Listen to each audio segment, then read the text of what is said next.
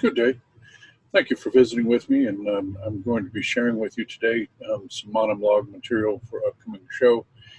This is regarding that moment in time when you realize something is so precious that it's worth fighting for, and hopefully, as we've often experienced ourselves, it's not that moment after you have lost that precious thing that you realize how important it was to you. And this is with regard to this great nation, and it is loosely entitled "Must We Lose in Order to Understand Victory?" Please oblige me here. I'm going to read this for you, and it's a short piece, so I do appreciate your attention. And as always, I welcome any comments, any constructive criticism, any questions, and because this is our nation. This is not just my nation. This is our nation, and we joined together are the ones who determine its future and, frankly, how healthy it becomes, because we're the CEOs of this corporation, the captains of the ship, and right now everything is kind of running topsy-turvy because there's competing hands for the helm. So please bear with me while I bring this up, and I'll be glad to discuss this in the upcoming show. We've been accorded that wonderful pain that accompanies the yearning to live free. The travesty in that is we must lose or nearly capsize the proud ship to which we are made captain before seeing the desperation in the depths of losing our mighty vessel. This is the moment when pain becomes the anticipation of pleasure at the return of something grand given by the hand of God unto mortal men. America is a model of his grand love and intention for all men to live free with only one king, the Lord God himself. But what value is found in a gift so easily received in love without an investment? This nation has been won by the blood of the young and the old, spent together in desperate joy, seeking a life better than that was offered by monarchs and ministries. Though gifted, this nation meant so much because we wholly, as a people, yearning to worship our God in freedom, understood the nature and precious example of sovereignty that we had received. For a time we were watchful, considerate, diligent, and respectful of that treasured nation, and made certain to protect its structure and safety against all wiles of the enemy, spoil, and subterfuge. But then came a time when we fell to slumber in comfort and expectation of wealth and privilege and continuous in perpetuity without pricing or process. We forgot the pride of living free, and the price of remaining free always surrounds either a constant vigilance in active protection or a remorseful offering of patriots' blood in defense of or recovery. However, since this gift was given by a holy and righteous God as answer to prayer for freedom, those with relationship and fear of God once again took to their knees, begging the Lord for intervention and holding him to his promise of healing in the offer of humble prayer and a turn from wickedness on the part of the saints. His answer was not swift, but perfect in its timing, a timing so precise that it thoroughly interrupted the celebrative gatherings of God's enemies at the threshold of America's fall in permanency. Rigged elections were miraculously routed. Planned obsolescence found renewed vigor in old machinery, and the mind of patriots was awakened to the storm amassing on America's horizon. What once had been an afterthought now found two nations divided within the same borders, one yearning for dissolution, leading to empire, the other preservation and restoration of a sovereign republic given us by God.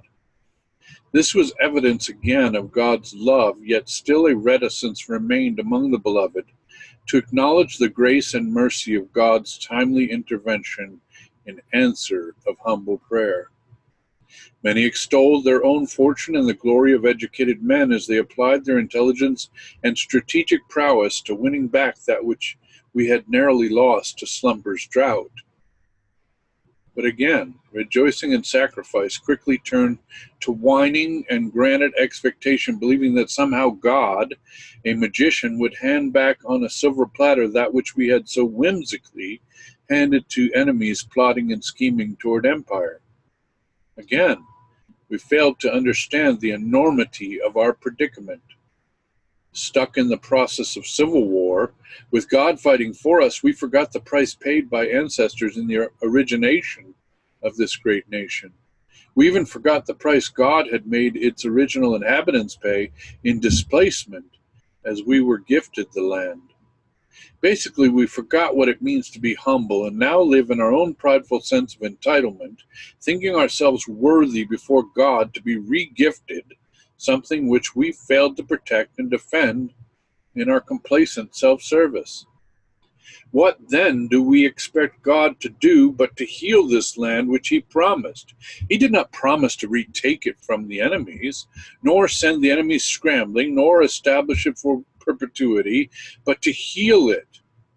What then does heal the land pertain? Could healing be a remembrance of the holy and righteous relationship that gifted us the land in the first place? Could healing perhaps be a return to a humble heart of preservation and appreciation for the rights so given us by God? Could healing be the remembrance of the preciousness of freedoms we held so dear, but so quickly traded for fame, wealth, leisure, or convenience? It is not for one man to make these determinations, for we, the people, is a plural statement from the outset. Perhaps healing the land means to rid us of the subterfuge perpetrated by our founding fathers in their diminished and neutering of our legal documents so that they might be subjugated by those with evil intent thereafter. Whatever healing means, it does not say a return for free the nation you so aptly lost.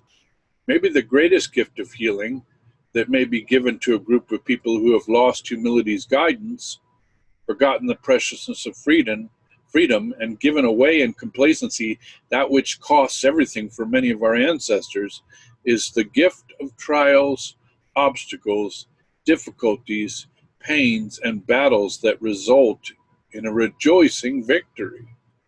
It is so obvious that we cannot have victory without the accompanying presence of the opportunity and likelihood for absolute failure and defeat. Maybe we would once again be healed by learning the price that faces all men striving to be free, and we are to be given that glorious opportunity to measure our character and mettle in recovering the gifts once given by God. What of our enemies? Are these normal enemies, seated in vehicles, marching roadways, or mounting horses to bring their wares of battle to play mano a mano, person against person, to win the day? Are these the battle-hardened men of wars fought, come to test their mettle against a new kingdom in hopes of new plunder and booty? Are these the warriors who believe themselves protecting their way of life, their families, and their lifestyles by taking out the scourge of a nation set to destroy them given ample opportunity? No, these are the hidden creatures, working in the background of administration, banking, military, religious, and commerce, having sealed secret and sacred oaths of privacy to work their strategies in secret against an unwitting enemy. These are the people of allegiance to secret societies with hidden agendas, worse yet, concealed behind the noble deeds of those lesser in their order. These are the animals of darkness that cannot stand the light and feed on innocence, preying upon the humble and unprotected. These are those megalomaniacs who would justify making men slaves and rejoicing at their victories won through assassination, covert operations, and RICO criminal activities. These are those that serve their master who falsely claims to be an angel of light when he is the darkest of hearts and intent. The Lord rebuke him if he so chooses. Why then does it matter that I am educated to circumstance and probability? Does it matter that I am an unwitting member of a near-conquered republic, represented by those who swore oaths to protect us, but who have secretly sworn true allegiance to those seeking deception and destruction of this nation? Does it matter that I am in effect helpless to make any change, thinking myself a pawn or believing in my entitlement that it is someone else's duty to return this nation to my domain? What then of the costs of freedom? Are those not better paid by men who are prepared to give that cost, or those who have excess wealth and blood to offer? Why does this pertain to me? For in a sovereign constitutional republic, there is no one of favor or unique position. All are subject to the same justice, the same representation, the same cost analysis to maintaining that freedom. This is the greatest concept that has been forgotten in the midst of almost losing by attrition something so rare and precious that it has never been seen in the history of man before, or maybe never will be seen again. You see, the only way a republic as a nation continues is through the shared investment of blood, sweat, and tears paid by every family, not just the families of the impoverished, nor simply the investment of those who have something to give, but the cost that is allotted to all families that we might continue to live free in a land gifted us by God's almighty grace and mercy. We have but to decide whether it is worth the cost, for certainly we are unwilling to pay that price, then we may simply acquiesce as the enemy wishes. What, you are angry at me for suggesting that you would just lay down and allow this republic to be taken without fight? Good, then maybe there is some of that fight necessary to winning left in that spine of yours. I will give all that you might remain free. Will you offer the same? If not, then sit down and please be quiet and let us get this country back without your sweat or your opinion, because without having offered the first, you have no right to speak the second. This is a war. This is not a peaceful protest asking politely to prosecute the treasonous and perhaps put the innocent in harm's way. Battles are not fought sitting in front of your PlayStation. They are fought and won in the field where real lives may be offered and lost. The political venture will either cost the enemy everything, leading to their surrender and defeat, or it will be a total loss of all that we hold dear. There is no twain, no happy medium. The outcomes are non-negotiable. When the other side wants your utter surrender and slavery to a financial and judiciary system that will give all rights to the emperor, let us not fail because we underestimate or fail to estimate the circumstances of our current predicament. They have invested all for hundreds of years to take this country. They will not stop unless stopped by the people who will never give their sense and purpose in freedom. This is not a war of volunteerism as in days past. Guess what? You are involved.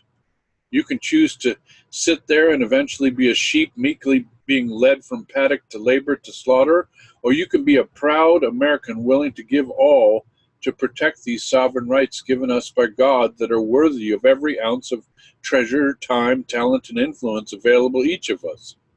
And yes, though few to date have lost their lives, it may yet come to a point where we are all called upon to bear arms in her defense.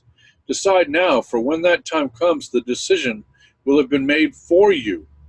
The joy of sovereignty is the right of choice. The choice is yours. Exercise your sovereign right to fight for the rights of all mankind to live in freedom.